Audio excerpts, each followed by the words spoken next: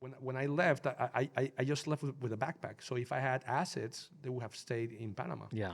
So you cannot do anything, right? So you're basically borrowing your property from the goodwill of the government. Yeah. Right.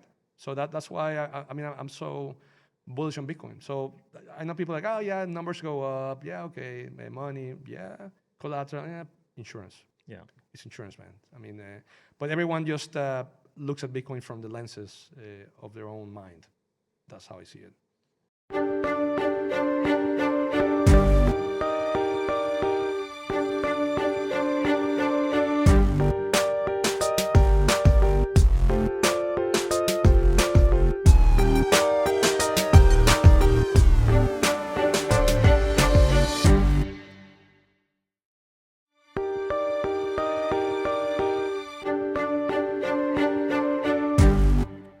Abuelito, I get to meet you in person finally. Yeah, nice meeting you, Mike. It's you made some big claims before we went on the air about how Bitcoin saved your life. So I think this is going to be an interesting podcast. Yeah, it will, guaranteed. So obviously your real name is Enrique, but people on Twitter probably know you as Abuelito.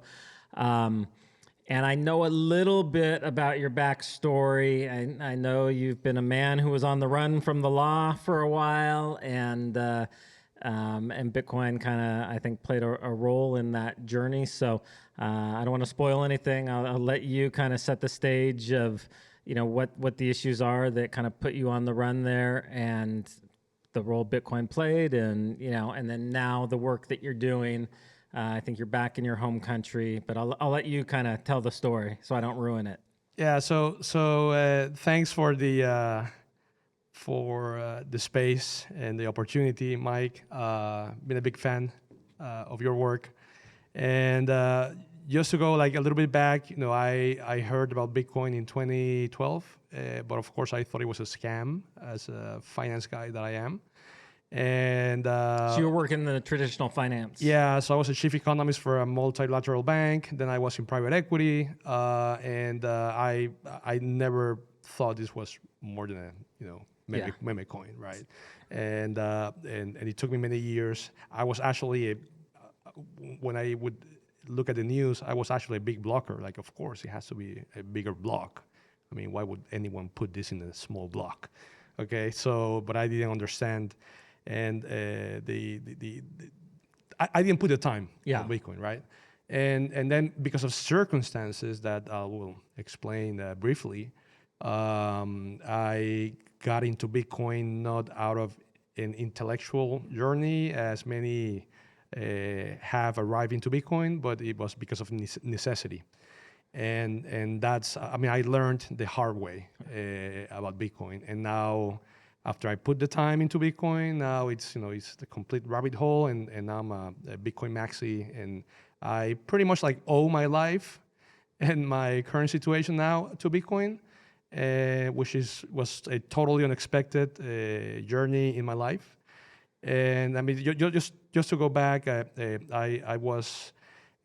For some reason, I got involved in politics, not as a politician, but just let people know where you're from. So sorry. So I'm from Panama. I'm 51 years old, married, 2 kids, and I've been in traditional finance for more than 25 years.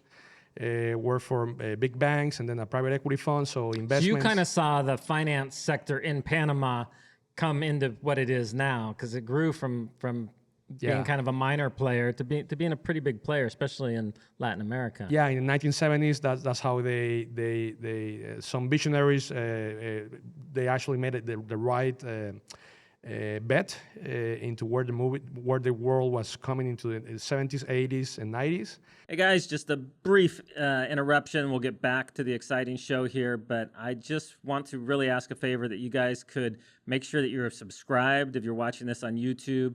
If you are listening to this on a podcast, please take a second and review this.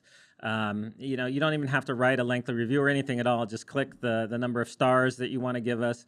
It really helps us in the algorithms to make sure people are finding out about what's happening here. All right, back to the show. Just like El Salvador is doing now for the next 3 decades. I mean, this is what Panama did in the 70s. So this is what I think El Salvador is actually making the right bets, and Panama is doing the wrong bets. Okay, so yeah, so I went to school in London. Well, first in the U.S. I was just telling Juan, our buddy from Blink, that I went to UT, Tennessee, Knoxville, and I was classmates with Peyton Manning. Really? Yeah. So we were, in the same study group back like in 1996. Wow.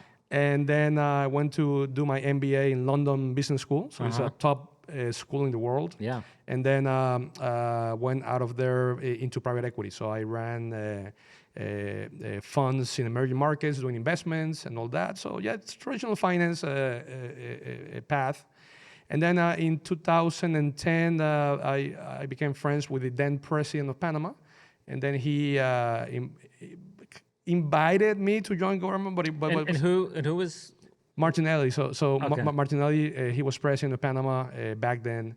And then I had just quit my job in the private equity firm. And then he said, we have a problem, with the waste management of the country. So we need a turnaround. And since I used to do turnarounds for the fund, he said, we need you to fix this thing, right? So it took longer than expected. It was 4 years. And then the problem, as it is in politics in this region, the president after Martinelli was really, he wanted to go after the previous president. And not only him, but everyone underneath, including myself. That's not just Latin America now, that's the U.S. now, too, as we saw with Trump and how they kind of went after him. So we wrote the playbook. So we wrote the playbook, and everyone is following that, to the point. So this is what happened, and then I left Panama because I used to work outside of Panama all my life. So because you were appointed by the previous administration, the president at that time was coming after people, trying to... So before they were like gossip, like, oh, they're gonna do this and that, but I didn't believe it.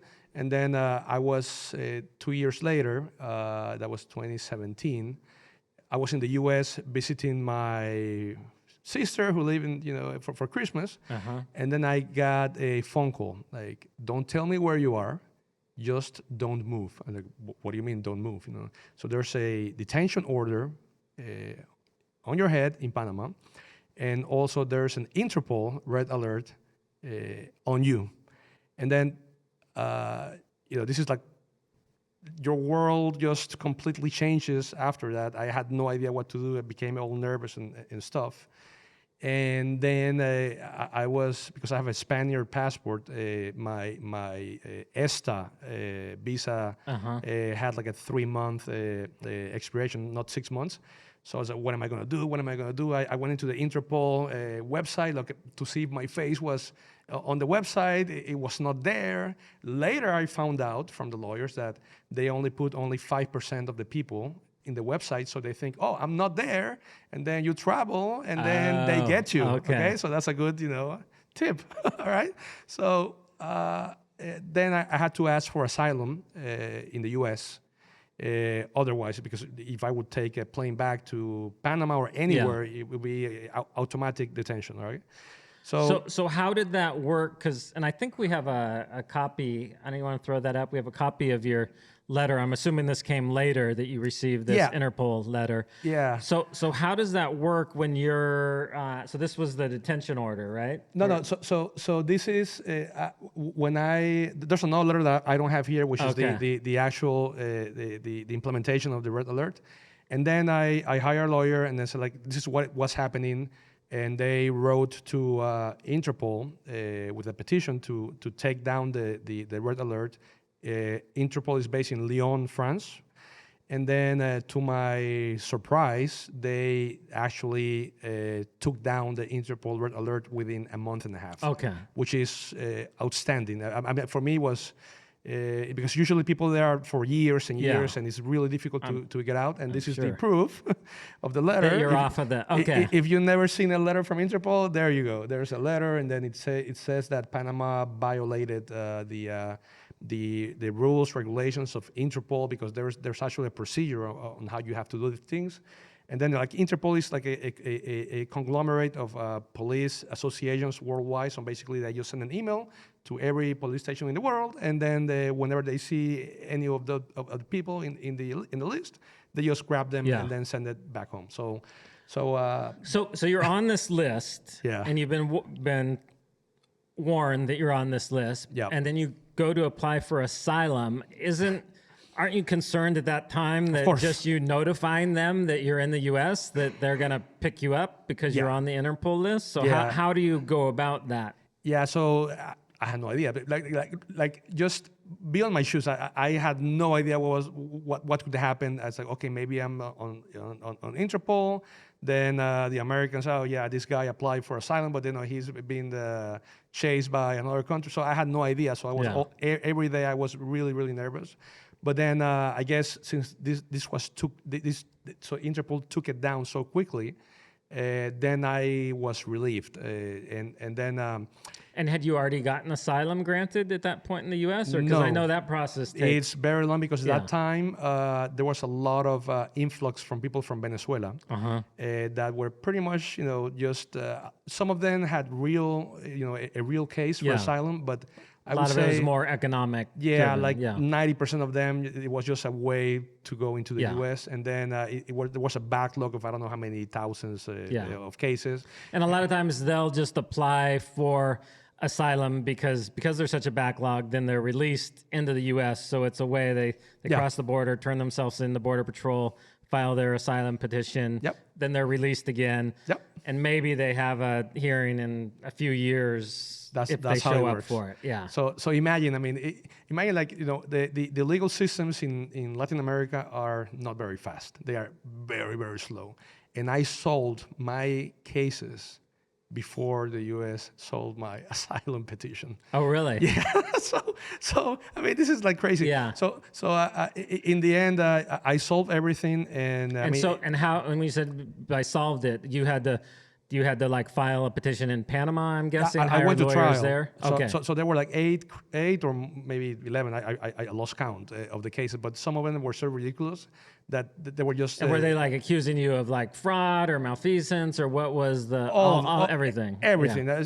There were some really ridiculous charges, but so some of them went away like really fast, and then the others actually went to trial, and I actually went to trial. Oh, so you actually went back to Panama? No. So what I did is it's the first time ever that someone did this in Panama. I went to the Panama consulate in Miami, and then I basically I said, okay, I formally I'm notifying that I know that there's going to be a trial. Otherwise, you cannot be on trial because you have to be notified in person. So I went to the embassy, and then I said, okay, I know there's going to be a trial. This is my signature. It's notarized. Send it to Panama because I wanted to go to trial. Okay. Some people said, no, don't do it. It's a politically motivated case. But I did want to, and the reason that I wanted to go to trial is that, of course, I was afraid because you never know. Yeah. But when I was in the States, my girlfriend visited me in the U.S. and then she became pregnant, and then she said that we need to get married. I said, okay, let's get married, which was a mistake because then the Americans said, well, since she's married to you and then your asylum petition is not being taken care of as of yet, then she cannot go to the U.S. To visit you anymore until you solve your asylum thing. And I couldn't go back to Panama because so you guys couldn't see each other at all. So in the end, we didn't see each other for 4 years. Wow. And my son was born, and I met him when he was like a couple of weeks before his 3rd birthday. So I think we have a picture of that. So that's So this is the first time you're meeting your son. Yeah. Wow. Yeah, That's just heartbreaking to Yeah. think of having to be apart for all of that time. Yeah. I mean, obviously this was a joyous occasion, but the fact that this legal system kept you guys apart. He's very cute. Oh yeah, he's well, I'm biased.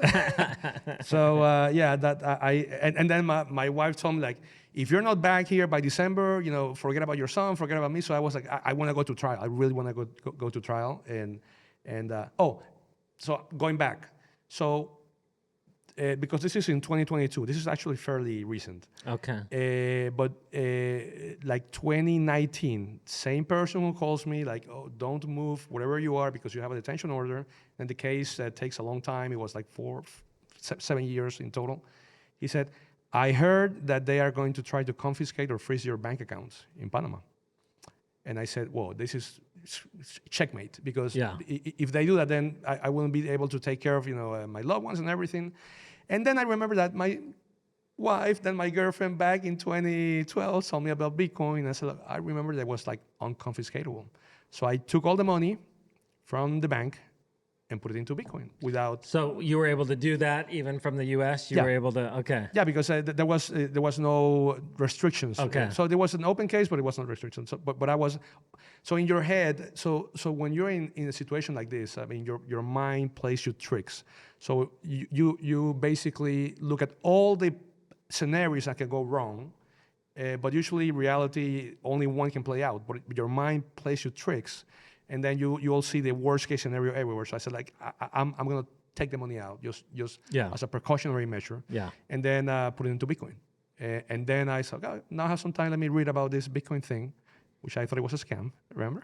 And I said, oh, so there's 21 million. Oh, and then I go in, and then after the first 100 hours, I mean, I'm so stupid. How couldn't I see this before? But I guess, it's not that. Well, the traditional system was working for you before. Yeah. You were part of the traditional system. You were benefiting from it. You were, I'm assuming, making a good wage, doing what you were doing. And so there's, a lot of times when you're in that situation, it's like there's no reason to look deeper. Yeah. So I actually thought, like for some time, like, oh, people that don't get Bitcoin have low IQ. But no, really, there's really smart people that just have very inflexible mentally. Yeah. And this was my case. And it had to take a really bad scenario, a really extreme situation for me to actually jump into Bitcoin. So I remember telling Lucas, because I met him, Lucas, the CEO of Blink, in 2021, I think, like I didn't find Bitcoin, Bitcoin found me. Yeah. And that's how I got. It was not an intellectual journey. It was just out of necessity, and for me, it was more like an insurance. So all this thing like Bitcoin is money, Bitcoin is collateral. No. For me, it was insurance. Yeah. And that's how I got into Bitcoin. And then I put it there in 2019, and then luckily my cases were solved, and then I came back to Panama in May of 2022. So for 3 years, you had to be out of the country. No, so I left in 2015. Oh, 2015. Yeah, 15. Oh, wow. And the cases started, I think, 2016 or maybe early 17. So it was like 5 or 6 years, something like that. Okay. So spent like all my savings in legal fees, lost opportunities for employment. I remember that the case was very public, so I was on the front cover of newspapers. And when I won the cases, guess what? 0 mentions. So not even in the obituaries, where people are like dead. Yeah. Like, there was like one, like after the obituaries in the page 45A or C or something like that. Like, oh, like he's innocent. Yeah. All right. So this is, so in most people's minds, you were still guilty and still. Of course. So in the end, it's like what they do in this, they do like a character assassination. Yeah. Basically. And the way nowadays of political persecution is through the legal system. Yeah. So they try to make what they refer to as lawfare now. Yeah. So Latin Americans invented. Yeah, they invented lawfare. Okay. Yeah. So this is what happened. And now the U.S. is adopting it. So. Yeah. So and this is what Oh, and then there's tons of other things that happened. For example, like I was worried because my case was really strong. I mean, they took the Interpol Red Letter in a month and a half because it was so obvious that it was something stupid. But then, and what I'm just curious, just on the technicalities, why did Interpol agree to take it down? Did they not gone through the right processes, or could they tell that it was fraudulent just from the way it was filed? Yeah, for example, first you have to have like some sort of proof that you did something wrong. So there was no proof, there was no audit, there was no nothing. So they said like, oh, we hear that, or we think, or we got this invoice that we think that this is this price, or oh, we haven't found the products, but so they didn't never look. So it was like made up. It was very clear it was made up.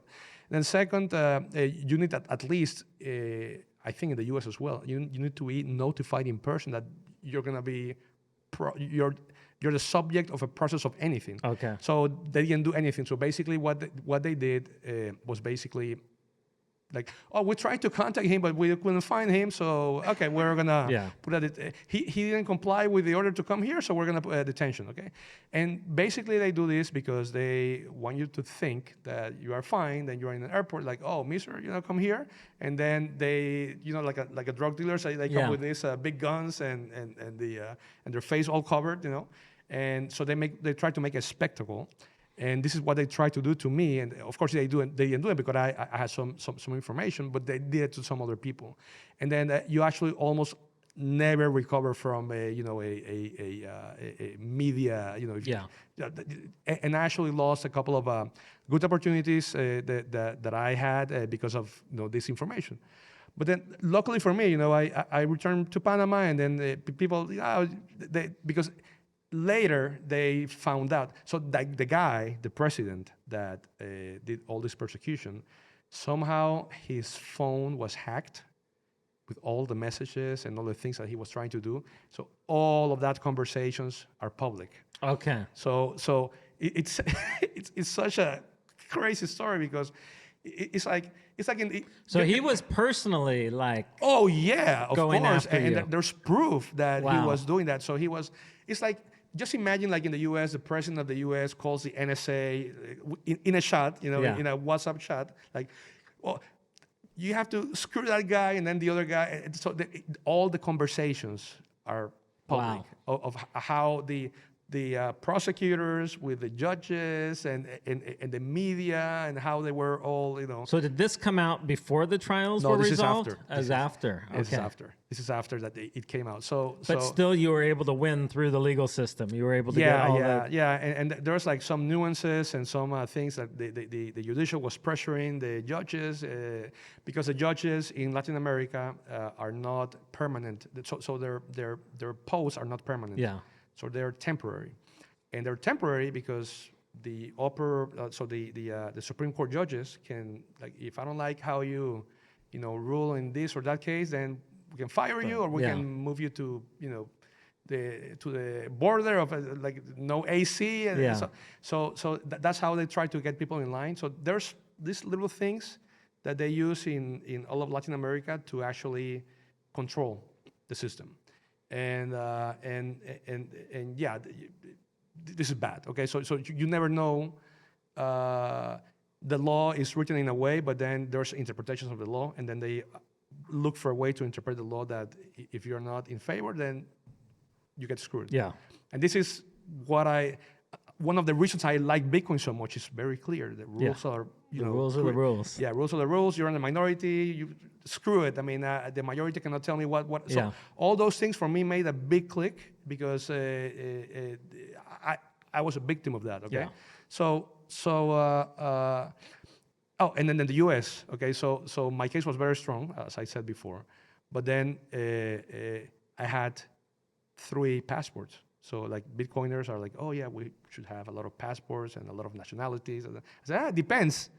It depends because if you are running away because of an economic situation, yeah, it's good to have a passport in El Salvador, another one but if you suffer from something like I did, okay, that you are a subject of a systematic persecution, and then you go to another country, they say, well, but you have, in my case, I had a Colombian passport, I had a Spaniard passport, and I have a Panamanian passport. So why are you looking for asylum here? Why didn't you go to one of those other countries where you are actually a national? It becomes a little bit tricky, the question. So, and I'm assuming you didn't because you were afraid those countries would send you. And then you need to dig deeper. Like, okay, so what does the extradition treaties between the country where you are asking for asylum and the requesting country, what does it say? So it can be that said, it doesn't matter if you're a national of that country, we can just send it to you. Yeah. Or it says no. So for example, Panama doesn't have extradition treaties with Spain. So I could have gone to Spain, but I never learned so I was in the U.S. Okay. on a visit when I found, so there was no way that I could go. Well, and plus, until you got the Interpol thing, I couldn't dismissed, go. You couldn't, I couldn't go. But for example, if you're from Peru, because I studied all of these cases, and that there was a Peruvian guy that had a Spanish passport, and he had one case, he would go to Spain, but then the extradition treaty says, it's up to the country that's being requested, the extradition, it's up to them to send the national back to his original country. We can or we cannot. Okay. But some treaty says that you cannot. So these things, so it's like little things so the devil is in the details. Yeah. And I mean, in my case, luckily, I was in the U.S. It took forever, my case, and then everything got solved. I went back to Panama. I reunited with my family after 4 years with my wife, my kid. And so everything. were you ever granted asylum, or did you? I requested voluntary departure. Okay. So I go to the judge. Like, no, I wanna get voluntary departure. And he's like, what? Why do you want that? Because I mean, he already kind of saw the case, and I think if I had stayed longer, I had a very even though I had the other nationalities, I think I had a really strong case to actually be granted asylum. Yeah. But obviously you wanted to get back to your wife and because kids. my wife and my kid and the third birthday, the party, you know, the kids, the cake, and then, so I said like, no, I want to go back. I don't want to stay anymore here. So I asked for a voluntary departure, and I went back to Panama. So why am I saying all this? I'm saying all this story because when and then the Abelito, so people know me as Abelito, and I was a very public figure in Panama. So people, if you say my name, people know who I am. And when I was, with all these problems, I said like, I didn't talk to anyone, only my dog and myself, and then my lawyer. And I didn't want to talk to anyone. I said, I'm going crazy in this place. Yeah. So I had a Twitter account. I said, okay, I'm gonna put a meme Twitter account, and that was Abelito. And then I started doing my Bitcoin thing with Abelito, and that's how I met a lot of people in the space. That's how I met Lucas and some other people that were really interested in my story. I think that's when I first came across you, would see you posting on things. Yeah. Yeah, and it's like, oh, this is the perfect case for Bitcoin. I said, like, but I was like all this stress, and I just needed to, talk to anyone because I was going crazy. And then, and now that I'm okay, that everything worked out fine, I said, okay, that Abelito is me. And people are like, no, you're Abelito. So it's kind of hard, to get my identity back. But yeah, that's how I got into Bitcoin. So that's a story. And you, I mean, obviously the family was a huge draw. Do you think if you didn't have the wife and kids back in Panama, would you have returned? Was it hard for you to return? Did you feel like your country had betrayed you, or you just felt like, nope, this was one specific person and the legal system vindicated me, so it's time for me to return? I don't know. That's a good question. No idea. I would probably have stayed. I mean, my parents are in Panama, and for me, it's like, I'm a big family person, but I was so angry with how they mistreated me, but it's not the people. It's just that particular government. Yeah. So I don't know. And the U.S. was very good. Since I was in finance, I had no funds because I was spending all my money in legal fees. So I made really good American friends, and I said like, oh, let me structure you a private equity deal, and I'll just give me sweat equity. And then we built a couple of businesses, and then those things worked out very well. Okay, nice. And that's how I paid because my savings were just going down, faster and harder than meme coins on the way down. Okay, and So when they were about, so when I was about to crash completely, this business took off. Okay, now so for some reason, when I was about to just crash Yeah. and burn, something happened, and then It was kind of a lifeline for yeah, you. yeah. So I guess I was lucky, but you don't want to test your luck Yeah. that often, because one time, statistically, you'll die, and then and I owe a lot of like one integral part of everything was Bitcoin. So it gave me peace of mind, because I said, okay, this is it's mine. And then after, because now I have no problem whatsoever. I can open bank accounts everywhere, but my Bitcoin is my Bitcoin. Yeah, and yeah, yeah. You know that's you may Yeah. be able to open them now, but you don't know Yeah, you don't 6 know. months from now what. No. Yeah, you're always having to trust somebody else that they'll let you access that. Or with Bitcoin, you don't have to worry about that. Because you never know. Because one other thing that I didn't mention, when I was 15 years old, okay, and I was a rich kid because my parents had, really, so they were a businessman in Panama. Yeah, 1988, Noriega in Panama, and then the U.S. invaded Panama in '89, and then one day we had everything. The next day, Americans invaded Panama. Boom! Our stores, everything was on fire. So we lost everything in one day. really. Yeah. So you never know. Yeah, So one day you have everything, the next day you have nothing, and then we rebuilt and everything, and then life is good, and then this happened to me. So third time I'm gonna be more prepared. Hopefully that's not gonna happen anymore, and I think Bitcoin is just a tool for protection. I mean, it's not like you have to be someone that is a bad person, because you don't know. I mean, you Yeah. can have a bad neighbor, or you're a member of a specific race, or you have a specific ideology, and people don't like you. You can take. What are you gonna take? When I left, I mean, when I left, I just left with a backpack. So if I had assets, they would have stayed in Panama. yeah, So you cannot do anything, right? So you're basically borrowing your property from the goodwill of the government, yeah. right? So that's why I mean I'm bullish on Bitcoin. So I know people like, oh yeah, numbers go up, yeah, okay, money, yeah, collateral, yeah, insurance. Yeah. It's insurance, man. I mean, but everyone just looks at Bitcoin from the lenses of their own mind. That's how I see it. Definitely. So all this experience convinced you that you wanted to kind of shift from the traditional, TradFi world into the Bitcoin space. Yeah. I know recently that you've come on and you're working with Blink, which we're super excited about. That was originally the Bitcoin Beach wallet, now called Blink, and I recently, was stepped onto the board of that. So very excited to have somebody with your experience on board. So what was it, just how you saw Bitcoin, how it impacted your life? Is that what made you want to move, or do you think you see more opportunity in Bitcoin than you see in TradFi, or what made you make that move into the space?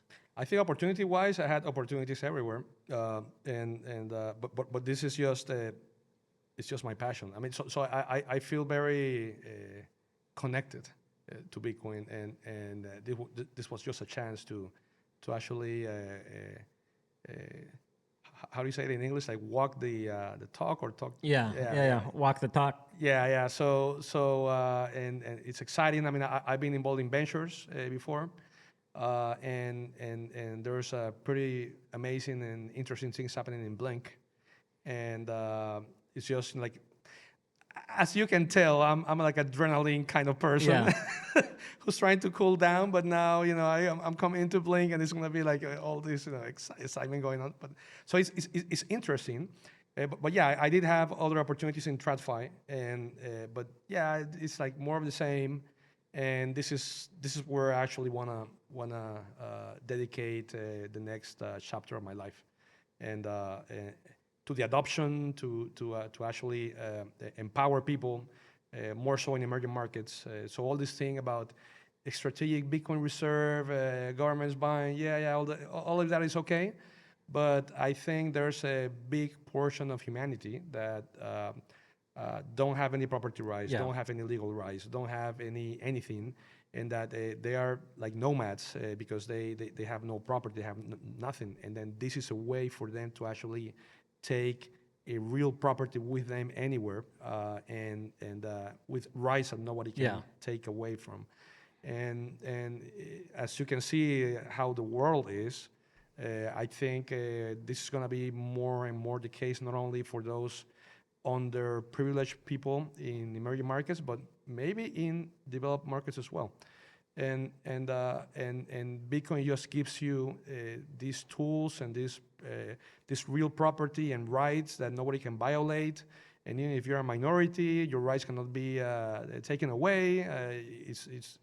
It's yours. I mean, this is it's just an incredible tool for empowerment for people that, yeah, Bitcoin doesn't care, okay? So Yeah. if you're a rich person, but for people who never had anything, this is just like, I think, the first time in history that the plebs and the underprivileged can have the same rules, at least the opportunity, to actually, play in the same level field, because they never had that same playing level field. This is how I feel, and if you're going to be making money out of something, at least be doing that in a field that actually helps humanity, and that's how I feel about Bitcoin. Yeah. No, the strategic reserves, I'm on the same page with you. All that, it's like, I really don't care. They can do it, they can not do it, but that's not where I feel the power of Bitcoin comes from. Yeah. It comes from the fact that there's no intermediary, it's permissionless, that it's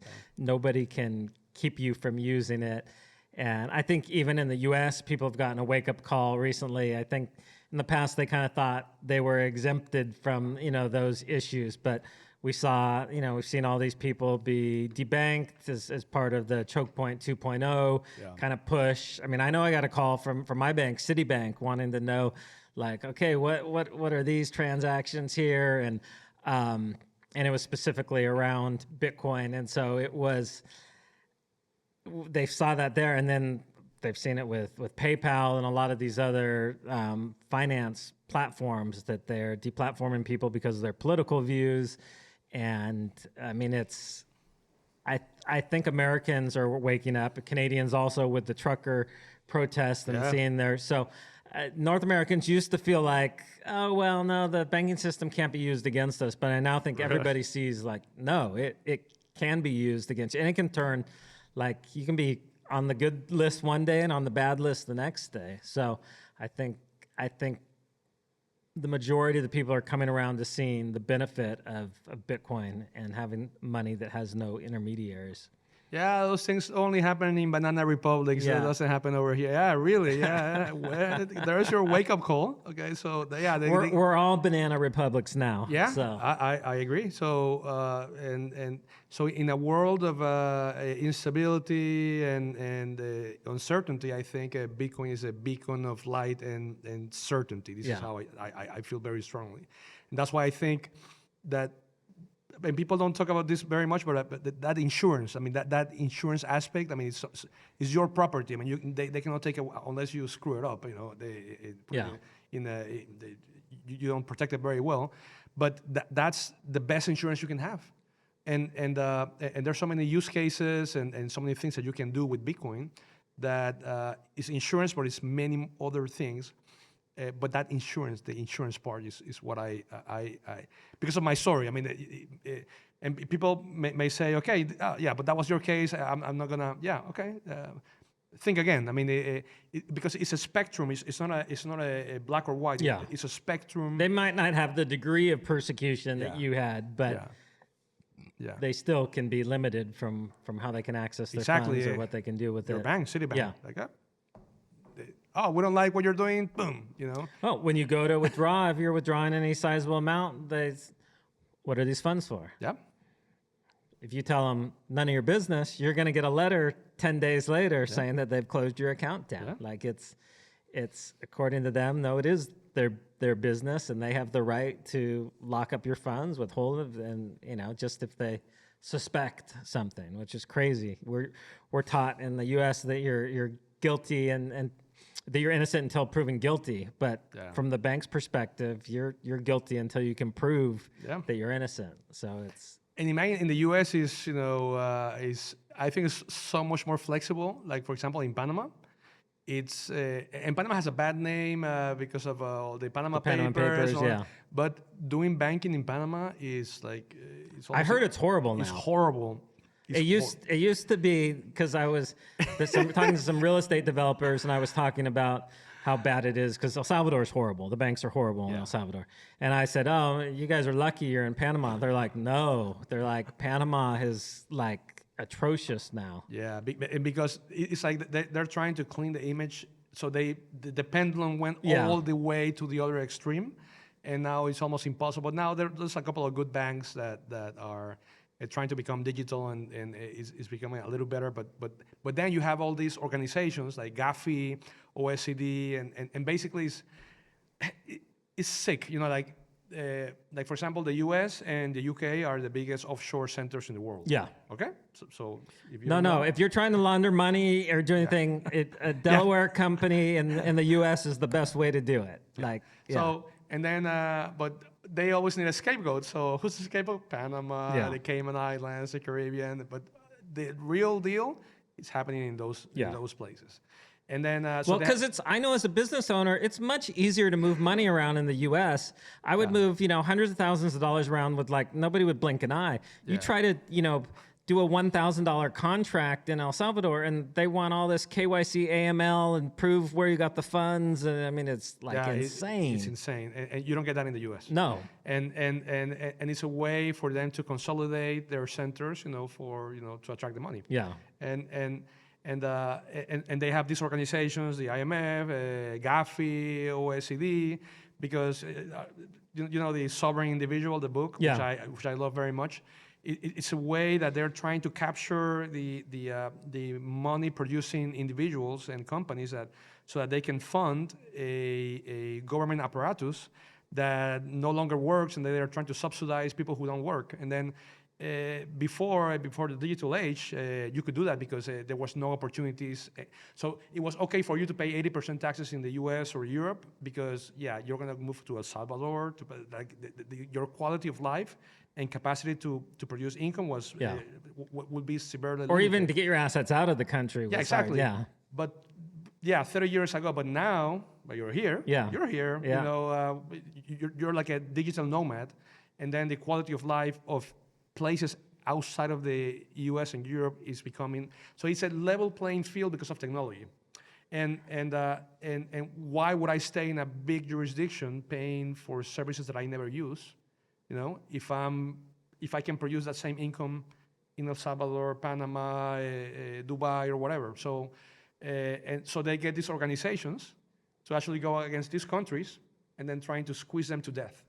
And this is the next step of the, I would say, persecution. Yeah. Not at a country level, and this is what was actually happening now. No, and I've seen it here, and they do it in this insidious way of like, they just threaten, they leave these threats out there that the banks, they won't even tell the banks what they need to do, but they just give them this threat level. Well, if you don't do it sufficient, we're going to cut you off SWIFT. But they won't tell them. So the banks go overboard because they want to be, if they get cut off from SWIFT, it's death.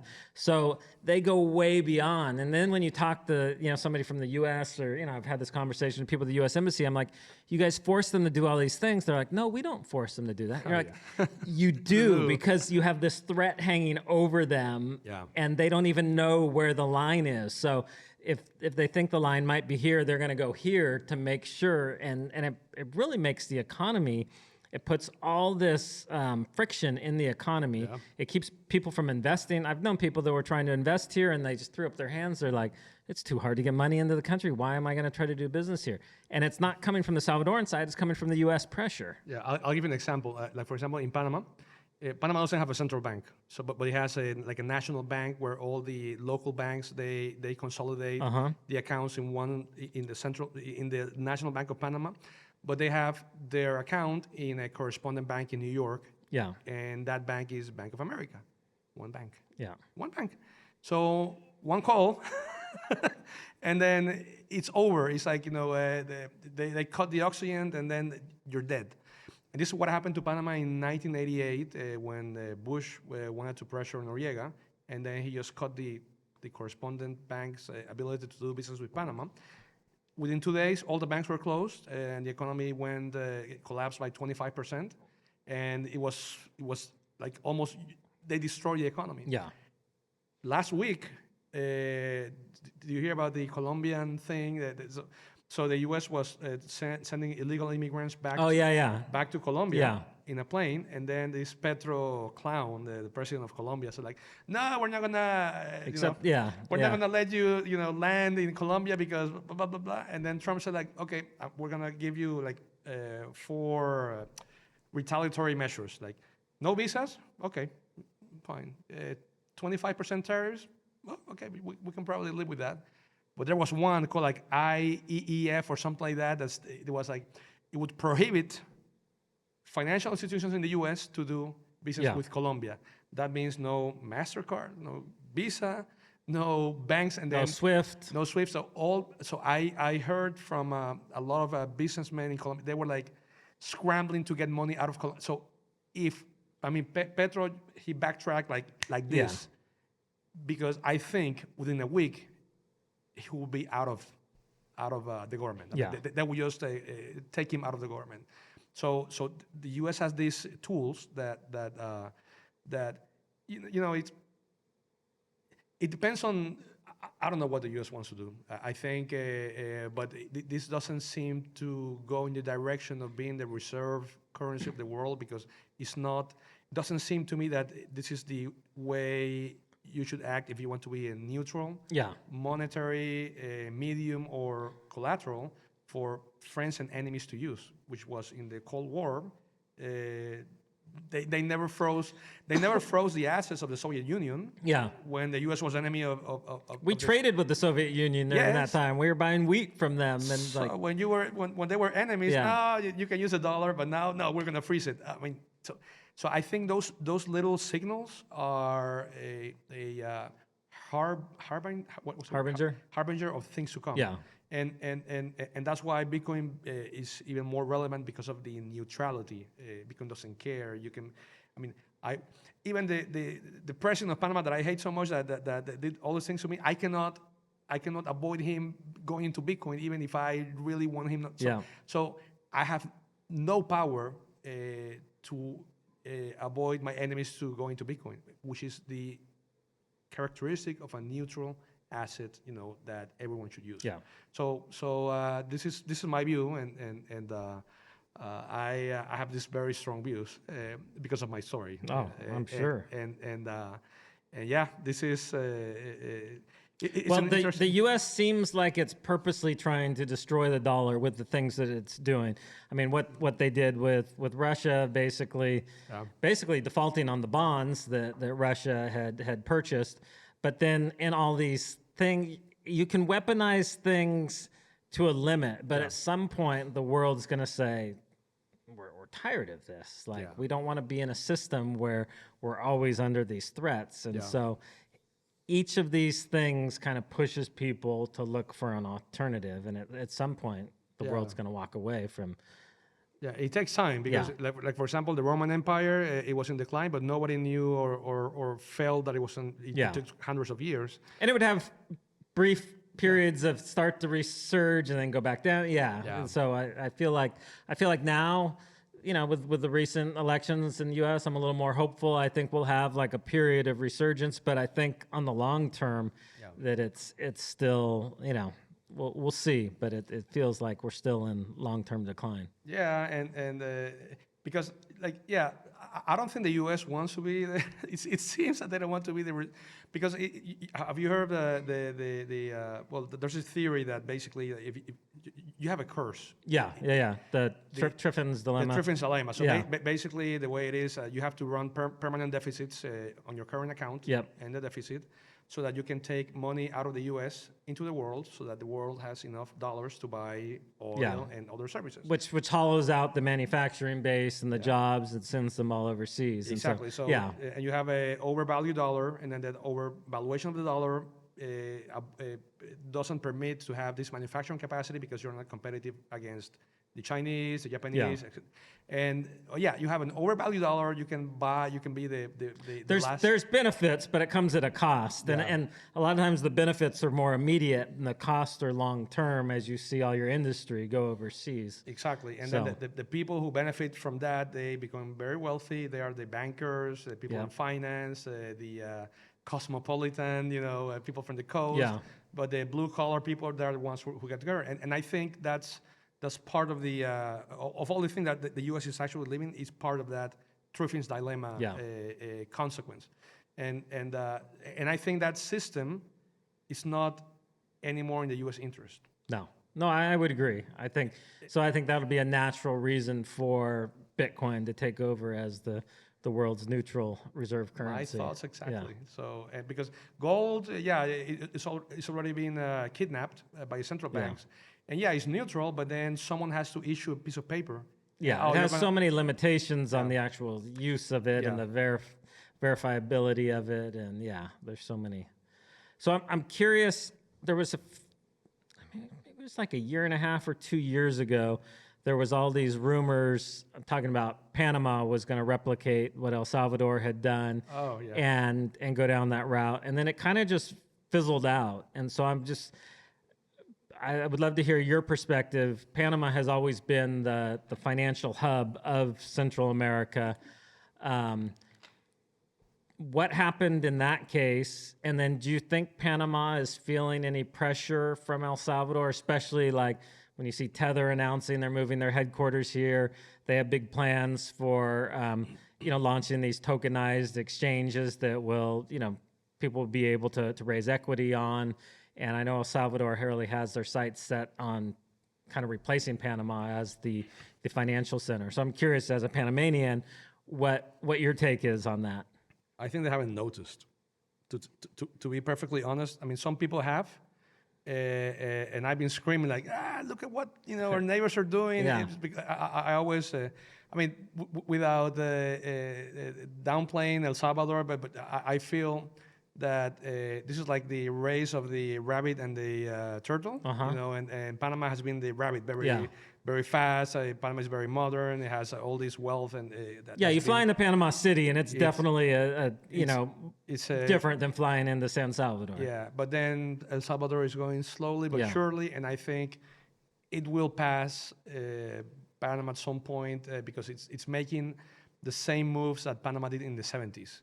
So Bukele, I think he is correctly betting on the right future, and Panama, because there are so many things that it's in their heads right now. You have the Panama Canal. Then there was a problem with the copper mine in Panama, which is one of the biggest in the world, and now the U.S. and so everyone's looking at Panama like the Chinese, the Americans, and everything. So they have like so many things going at the same time, but they're not looking at the important long-term industries of the future. And I think that law that was gonna, I was kind of involved in that, in the draft of that law, and it passed unanimously in Congress. But then, because there's a first debate, second debate, this is how it is. You have to discuss it 3 times before it becomes law. And then the banking sector was really opposed to the law. So and the reason is not that they were just opposed to the law. It's just that they said, listen, you have the OECD, which is the Europeans and the Americans putting us in this blacklist.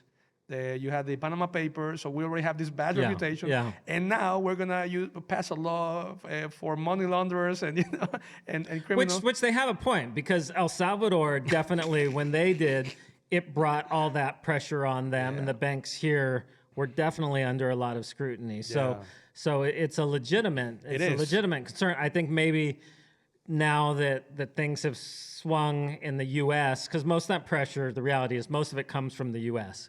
Yeah. And so I think now that the political environment's different in the U.S. and now you've got a president that he's not a Bitcoin president, but he's a crypto president.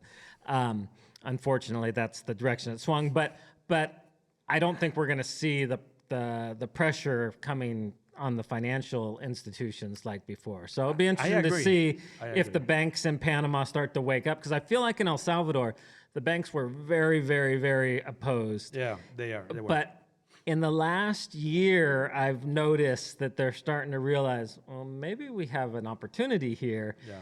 And if not an opportunity, at least if we don't get on board, we're going to get passed by. And so I feel like now, and now with things shifting in the U.S., I think we're seeing that in El Salvador. I think the banks are slowly getting on board. That's interesting because I fully agree. I think the environment changed, and that was a valid concern from the banking sector, because like we need to get out of this gray or black Yeah. list because of all the penalties so it makes companies from these countries they impose taxes if you're on those lists. So it doesn't permit those countries to invest in Panama because, like, for example, French companies, if we were on the list, they would impose like a 25% surtax, and like, no way, we're not going to go there. Yeah. So like, we need to get out, and we're not going to be on any crypto or Bitcoin thing if it has all these, gray clouds on top of it.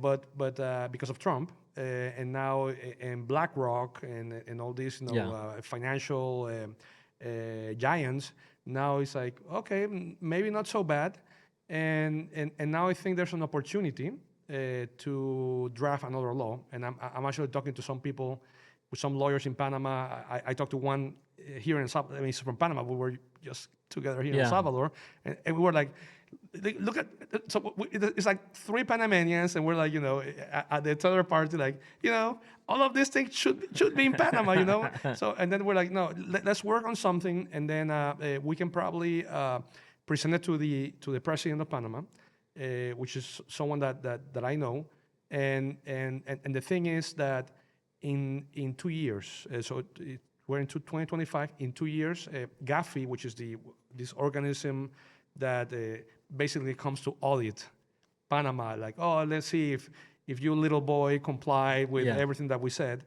Actually, we need to have a digital asset law in place so that we pass their check marks because of all the things that are happening. So Panama needs to have they don't call it Bitcoin law or blockchain. No, the right word is digital asset. Yeah. Okay. So I think the banking system probably is going to be the same in El Salvador. The big banks, they don't care, okay, because they already have their market share. So you're the incumbent. Yeah. I mean, you're not an innovator. But if you're a small bank and then you cannot get into the market of the incumbents, you need to find, like, necessity is the mother of all innovation. Okay. Mm-hmm. So the small banks, they want to get market share. And in Panama, there's two banks, like there's Tower Bank that is crypto friendly, and another one called Capital Bank, and they are really trying to push because they want to get more deposits, more market share, and they see this way as a disruption into the financial system. And I think like in everything, like, I don't know if you ever read The Innovator's Dilemma, which is a great book by Clayton Christensen. Yeah. He always says that the incumbents never. No, they don't want to obsolete their own products. Exactly. So they never want to like only Tether. And I don't believe Tether when they mention it, because like, no, we know that Tether is a big thing, and we want to disrupt our own. I said, okay, yeah, right. but usually the incumbents are not the innovators. It's a smaller player that wants to get a piece of the action. I think the small banks are the ones who are going to be pushing for this, and I think Panama probably will be discussing this law. And I talked to Samson yesterday, and he said, it would be good if we can. So I'm trying to bring some Bitcoiners into Panama, and then see if I can do some little, what's the word in English? Lobby with the government and then these people, so that they can explain to them, the importance and the opportunities that Panama has with like tourism here. I mean, it's exploding because of Bitcoin and all these companies, Tether. So I don't know why we are not taking advantage of that. Well, I think we need to see some circular Bitcoin economies spring up in Panama. It's one of the few places in Latin America where we haven't really seen much activity on that front. So I think a lot of times those grassroots efforts actually bring the spotlight and help, you know, the politicians, everybody else realize the importance. So Yeah, so like I've been only in Blink a month, it's like 30 days in Blink as the new CFO. And one thing that like the clients they want in Africa and so on, they want on ramps. yeah, So for example, Panama is very difficult to get the on ramping. So once, and this is something that we're going to be working very hard to get these on ramping channels in place. Because that's how I think this is going to be, the adoption is going to come. So, Yeah. so the integration of the APIs with local merchants, with the different on-off ramps. For Blink, it's more on-ramps because these are like real Bitcoiners, Yeah. and they don't care about the off-ramps. they want to get into the system. They don't want Yeah. to get out of, Yeah. of the Bitcoin rails. So this is like one of the other things that I'm really working hard at the moment, and I think we're going to be doing that very soon. I mean, in Panama it's already done, and soon probably we're going to do it in Brazil, Argentina, Mexico, and Colombia. So it's exciting things that probably are going to be coming for Blink, and others. You know, because we want the ecosystem to grow. Yeah. And what Tether announced, was it yesterday, that Tether is going to be run on the Lightning Network. That's going to, I hope it's going to be the final, on the coffin, the final. Yeah. Nail in the coffin. Yeah, the Yeah. final nail on the coffin of all these shitcoins that Tether would been running Yeah. all this time, because they're not going to be able to compete on speed and cost, and everything is going to be moved into Lightning. And since Blink is a Lightning native company, it's just the ecosystem is going to explode. So I think we're well positioned to take advantage of that. It's interesting because Lucas and I had this conversation probably almost a year ago. Maybe it was 6 months ago. I think it was in Lugano, and I was asked, you know, saying, hey, we should look at this, and the kind of feedback that he got back was, no, Tether will never release on Lightning because they can't control it. Once it's on Lightning, you don't have the traceability, you can't blacklist, you don't have all of that. And so there was a thought that they wouldn't do it. But now seeing them do it, I think that's encouraging that they're willing to kind of push the envelope there. Yeah, so we had a conversation with Lightning Labs before the announcement, and Blink has one of the best Lightning APIs in the world, and Mempool uses Blink. So it's a real, you know, technologically speaking, it's a really solid platform. And one thing is that Tether, they cannot blacklist wallets on Lightning, of course, which they can do in an instant in Ethereum, Solana, Tron, and everything. But if you are trying to get out of Lightning, then you have a problem. Yeah. So once, when it is in Lightning, Tether is fine. But if you are trying to do an off-ramping, then that's where. Yeah, but even the traceability of it's difficult when it goes through there. They don't necessarily know that the wallet that it's going into. True. But I don't know if they can. I mean, you have to be really a really sophisticated person to actually, you know, cover your. Yeah. I don't know, but this is. But they said that that within Lightning there's no problem. Outside, who knows? Yeah. And that's why I like this stable SAT product that Blink offers, because it's a Lightning native product, which is Bitcoin. You don't need to put fiat. Tether's still linked to the dollar, and you know, obviously Bitcoin is where we think this is going. That's what our focus is. Yeah. I do think it's important to have bridge technologies, and the reality is that stable coins play some role right now. Mm-hmm. The hope is that once people are in the ecosystem, they realize, why would I want to be holding something that's linked to, you know, an asset that just keeps going down in value when I could have it linked to an asset that's going up in value. Oh, and we will integrate USDT on Lightning in Blink. Yeah, for sure. So big, and they called a meeting because we are a Lightning native company, and I think all of the action from Tether eventually is going to move into Lightning. Yeah. I mean, I have no doubts. and we're gonna be we're gonna be at the center because this is our stronghold, and so I think exciting things are coming, but we also need to increase the on-ramping through the financial system. Get that fiat out of the fiat system and let these people on board in the Bitcoin. Yeah. So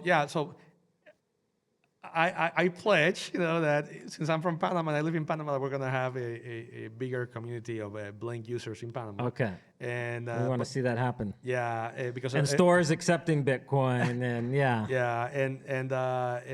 but there's a huge market. So Latin America is where all the action is, but Africa it really is a place where this should grow exponentially. Well, there's such a need there because you think the financial system's bad in Latin America. In Africa, it's on a whole nother level. It's a nightmare. Yeah. It's a nightmare. I think it's going to be easier for us to do the on-ramping implementation in Latin America because we had discussions here in El Salvador with different providers, and it seems to be that we're going to be able to do it. But in Africa, it's another thing. Yeah. And the banks are... We thought we had problems here in El Salvador, but over there it's going to be like something else. So we'll have to be more creative on how we do the on-ramping, and this is something that the actual users, because Blink is very strong within the Bitcoin community and the circular economy. Yeah. But even those Bitcoin maxis that only want to spend Bitcoin and buy things in Bitcoin, they also need an on-ramping optionality. Yeah. So that they can like the Hotel California. California, you can come in, but you never leave, and then they voluntarily don't want to leave the Hotel California. But still, you need a door to at least. No, they need a good way to get out of their dollars into Bitcoin. Yeah, so it's cool. I think it's a great period to be involved in Bitcoin, which is one of the reasons why I said no to the TradFi. Yeah. Awesome. No, I'm stoked to have you on the Blink team, and I think we could go on for hours here, but we should probably wrap up, and then we'll have you back on and get some updates, especially as things with Blink develop. But I appreciate you being willing to share your story. I knew bits and pieces, but to hear it all at one time, I'm like, oh my gosh, it's quite a story, huh? Yeah. You're gonna have to write a book at some point. I don't know what people in the people in the Bitcoin space said. Oh, you should write a book. It sounds kind of unreal, but people write books when it's like the last chapter of their life. I think mine is just. You're still in the middle of it. The books, the material's still coming. Yeah, but one little thing that I want. So because I lost so much time during this ordeal.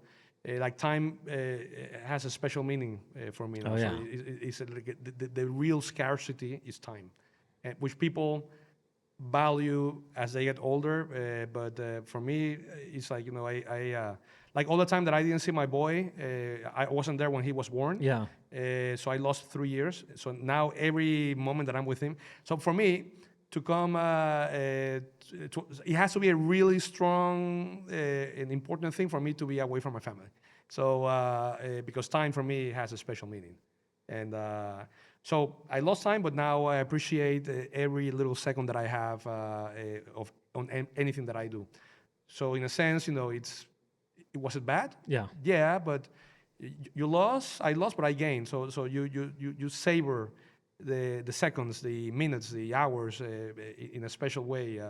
Like these existential philosophers, they you can be alive for 50 years, and then the last, but you're truly alive the last 5 minutes of your life. So this is the kind of thing that I feel that I learned from my ordeal. So I'm like like existential type of. So now so all these little. No, I'm glad to see you have a a lot of people could just remain bitter and jaded, but you've gleaned some positive aspects from it and learned to savor life. So that's hugely valuable. You cannot change the circumstances. I mean, you're not in control of a lot of the things that happen to you, but you have absolute freedom on the interpretation of the facts. So I could be bitter and then full of anger, or you can take that situation and make something good out of it. So you have total freedom on your interpretation of the facts, not on the facts themselves.